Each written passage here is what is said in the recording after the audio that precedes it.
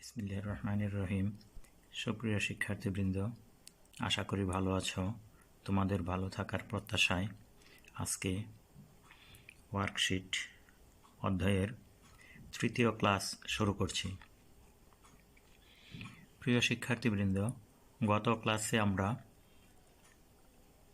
একটি merchandising organisation এর worksheet এর গাণিতিক সমস্যা নিয়ে আলোচনা করেছি। অর্থাৎ মার্চেন্ডাইজিং অর্গানাইজেশন হলো ক্রয় বিক্রয়কারী প্রতিষ্ঠান। আমরা গত ক্লাসে সেরকম প্রতিষ্ঠানের ওয়ার্কশিট নিয়ে আলোচনা করেছি। আজকে আমরা একটি সেবাদানকারী প্রতিষ্ঠানের ওয়ার্কশিট নিয়ে আলোচনা করতে চাই। প্রিয় শিক্ষার্থীবৃন্দ, শুরুতেই আমি এক্সাম্পলটি পড়ছি, তারপরে এর সলিউশনে যাব। The following trial balance is prepared from the books of accounts of Sohel Enterprise on December 31st, 2014. Sohel Enterprise trial balance as on December 31st, 2014. Account title: Accounts receivable, service revenue, rent revenue. এই দুটি হলো revenue বা আয়। Accounts receivable, cash in hand, prepaid insurance, এই তিনটি হলো current asset. Salaries expense, এটি হলো ব্যয়।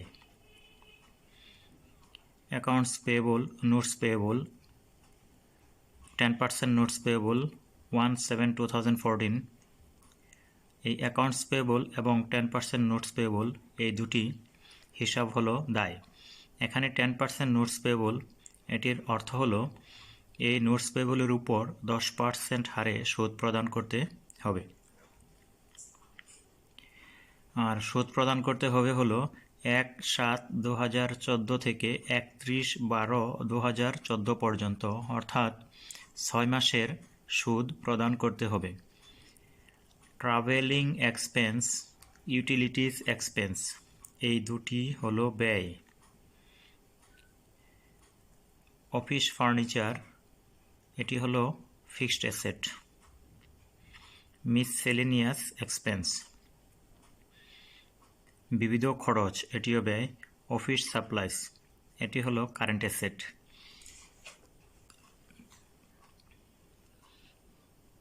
ক্যাপিটাল, মালিকানা সত্ত্ব বা মূলধন, আর হলো ড্রয়িং, উত্তোলন। এই হলো আমাদের রেওয়ামিলটি। এখন আমরা একটু অ্যাডজাস্টমেন্ট বা সমন্বয়ের দিকে আসতে চাই। Adjustment number 1, office supplies used during the year টাকা 1500। অফিস সাপ্লাইস চলতি বছরে 1500 টাকার ব্যবহৃত হয়েছে। Insurance expires at the rate টাকা 300 পার মান্থ। প্রতি মাসে বিমার 300 টাকা করে মেয়াদ উত্তীর্ণ হয়, অর্থাৎ 300 টাকার করে বিমা অগ্রিম থেকে কর্তৃত হবে। Service provided but remained unbilled for টাকা 2500। সেবা প্রদান করা হয়েছে কিন্তু এখনও বিল করা হয়নি 2500 টাকা। Depreciation is charged on office furniture. Office ফার্নিচারের উপর অবচয় ধরতে হবে 5% হারে। Travelling expense paid in advance টাকা 600। ভ্রমণ ব্যয় অগ্রিম প্রদত্ত হয়েছে 600 টাকা। এই 5টি হলো সমন্বয়। এই সমন্বয় এবং উপরোক্ত যে ট্রায়াল ব্যালেন্স বা রেওয়ামিল এর আলোকে আমাদের রিকোয়ার্ড বা করণীয় হলো prepared A 10 column worksheet for the year ended 31st December 2014. 2014 সালের 31শে ডিসেম্বর তারিখে সমাপ্ত বছরের জন্য আমাদেরকে ওয়ার্কশিট প্রস্তুত করতে হবে 10 কলাম বিশিষ্ট। তো প্রিয় শিক্ষার্থীবৃন্দ, এখন আমরা এই ওয়ার্কশিট প্রিপারেশনে চলে যাব। এখন আমরা ওয়ার্কশিটটি দেখব। Sohel Enterprise worksheet 10 column for the year ended December 31st, 2014.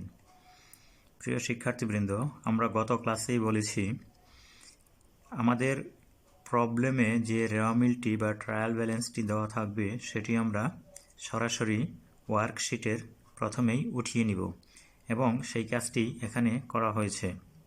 তারপর আমরা আসব অ্যাডজাস্টমেন্টের কলামে। অ্যাডজাস্টমেন্টের কলামে ডেবিট এবং ক্রেডিট রয়েছে। আমরা অ্যাডজাস্টমেন্ট থেকে এখন এখানে তার জন্য অ্যাডজাস্টিং এন্ট্রি বা জাবেদা করব। প্রথম যেটি হলো সেটি হলো office supplies used during the year টাকা 1500। অফিস সাপ্লাইজের 1500 টাকা ব্যবহৃত হয়েছে। আমরা রেওয়া মিলে দেখতে পাচ্ছি অফিস সাপ্লাইজ। তাহলে আমাদের অফিস সাপ্লাইজ যেহেতু ব্যবহৃত হয়েছে সেহেতু এটি খরচ হয়েছে, তার মানে খরচ বেড়ে গেছে আর অফিস সাপ্লাইজ কমে গেছে। এখন আমরা অফিস সাপ্লাইজ কমাবো এবং খরচ বাড়াবো। তাহলে আমাদের এন্ট্রি হবে অফিস সাপ্লাইজ এক্সপেন্স ডেবিট আর অফিস সাপ্লাইজ ক্রেডিট। টাকা হবে 1500। আমরা অফিস সাপ্লাইজ রেওয়া মিলে অফিস সাপ্লাইজ 2100 টাকা ডেবিটের ঘরে আছে, আর আমরা যেহেতু অফিস সাপ্লাইজকে ক্রেডিট করলাম 1500 টাকা, অ্যাডজাস্টমেন্টের ক্রেডিটের ঘরে বসবে।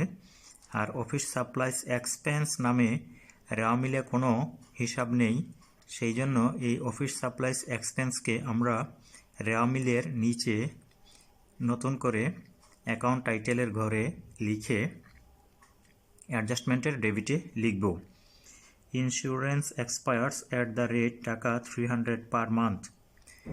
প্রতি মাসে বিমার 300 টাকা করে মেয়াদ উত্তীর্ণ হয়। প্রতি মাসে যদি 300 টাকা করে উত্তীর্ণ হয়, এক বছরে 3×12=36, 3600 টাকার মেয়াদ উত্তীর্ণ হবে। তাহলে আমাদের প্রিপেড ইন্স্যুরেন্স রয়েছে 3800 টাকা। এইখান থেকে খরচ হয়ে গেছে 3600 টাকা। তাহলে insurance expense debit, prepaid insurance credit. আমরা প্রিপেড ইন্স্যুরেন্স এই হিসাবটির কলাম বরাবর অ্যাডজাস্টমেন্টের ঘরে 3600 টাকা ক্রেডিট করব, আর ইন্স্যুরেন্স এক্সপেন্স অ্যাডজাস্টমেন্টের ঘরে ডেবিট পাশে লিখব। আর এটি লিখব হলো আমরা অ্যাকাউন্ট টাইটেলের কলামে রেওয়া মিলের নিচের দিকে। এরপরে 3 নম্বর সমন্বয় service provided but remained unbilled for টাকা 2500।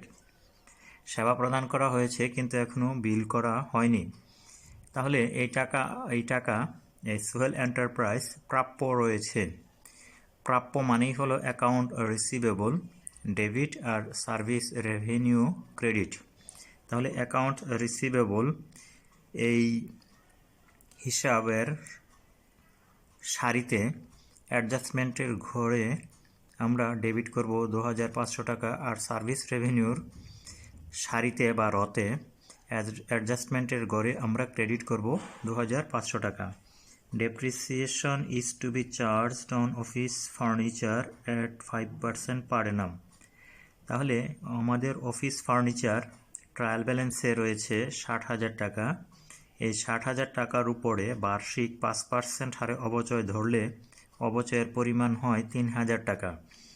এই 3000 টাকার জন্য আমাদের অ্যাডজাস্টিং এন্ট্রি বা সমন্বয় জাবেদা হবে depreciation expense debit, accumulated depreciation credit.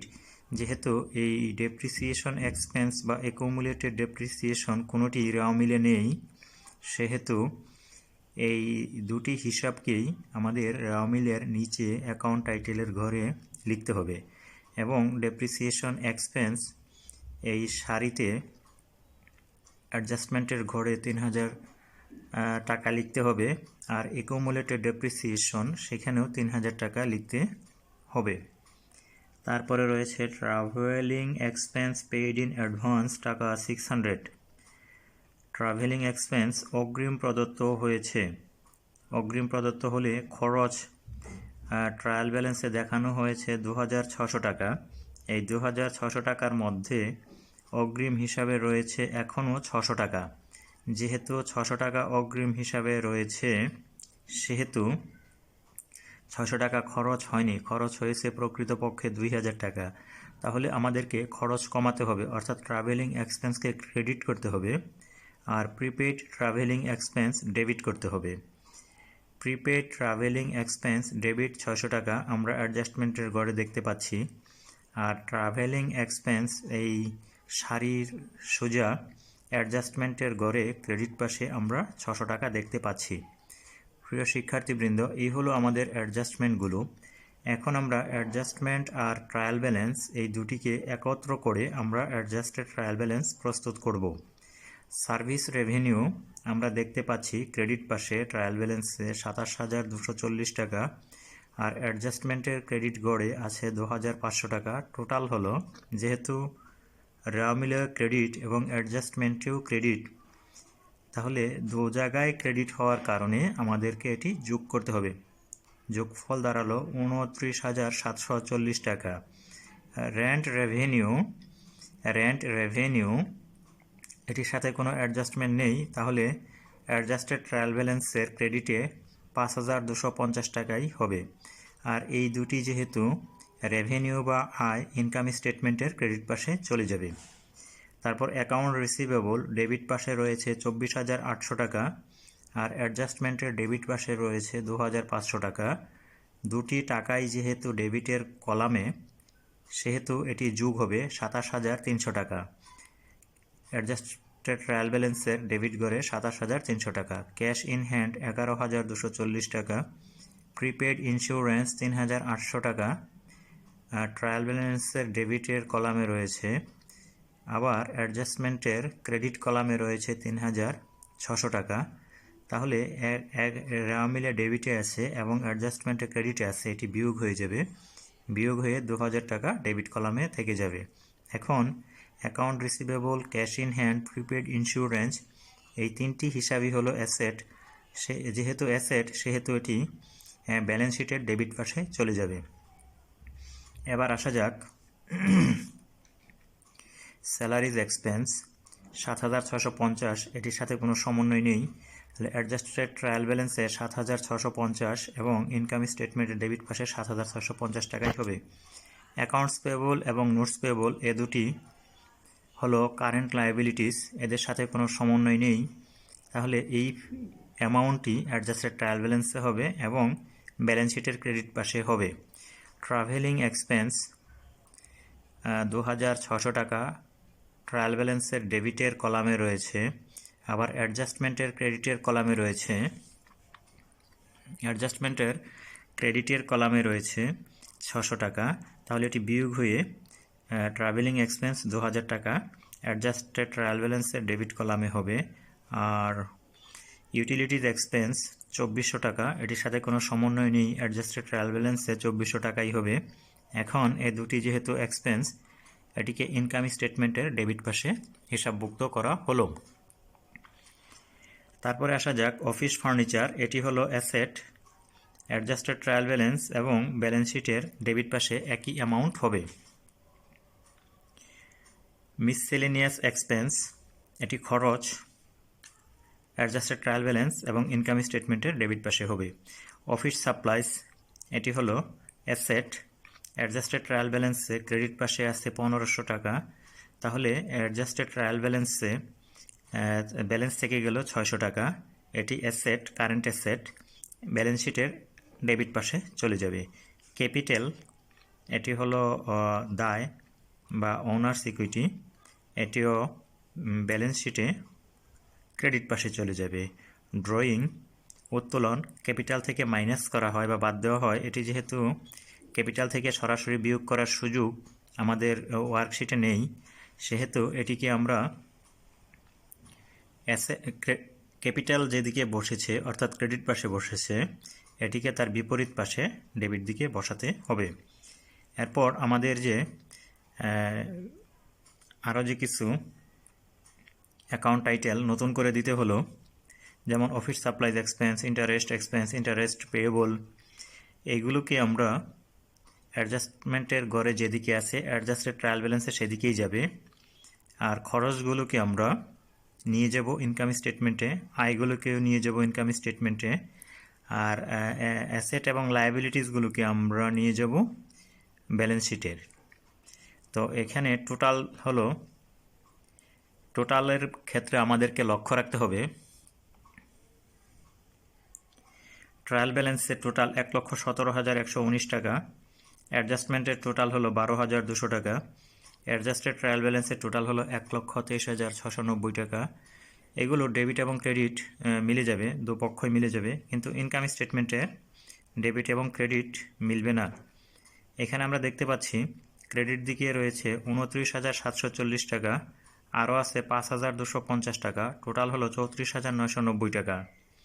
এটি হলো ক্রেডিট পাশের যোগফল। আর ডেবিট পাশের যোগফল এর চেয়ে কম, তাহলে আমাদেরকে ব্যালেন্স করতে হবে, অর্থাৎ যেই দিকের যোগফল বেশি সেটিকেই ডেবিট এবং ক্রেডিট উভয় দিকেই লিখতে হবে। তো তাই করা হলো 34,990 টাকা, এটিকেও ডেবিট পাশে লেখা হলো।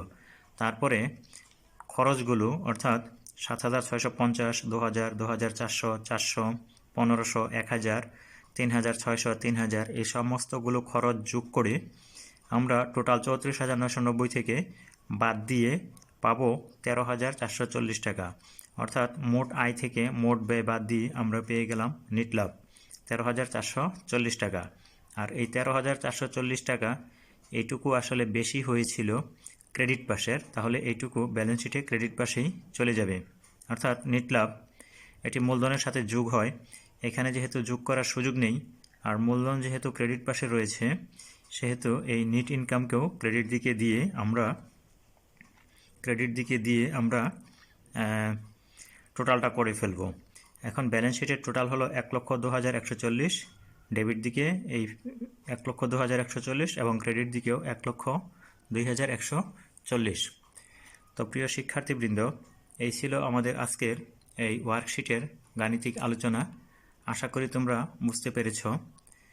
তো তোমাদের যদি কোনো প্রশ্ন থাকে আমাদের এই ফেসবুক পেজে তোমরা তোমাদের কমেন্টে প্রশ্ন লিখবে, প্রশ্ন করবে। আগামী ক্লাসে আমি তোমাদের এই প্রশ্নের উত্তর দেওয়ার চেষ্টা করব ইনশাল্লাহ। তো সেই পর্যন্ত তোমরা ভালো থাকো, সুস্থ থাকো, স্বাস্থ্যবিধি অনুসরণ করে চলো, এই প্রত্যাশায় সকলকেই ধন্যবাদ জানিয়ে শেষ করছি।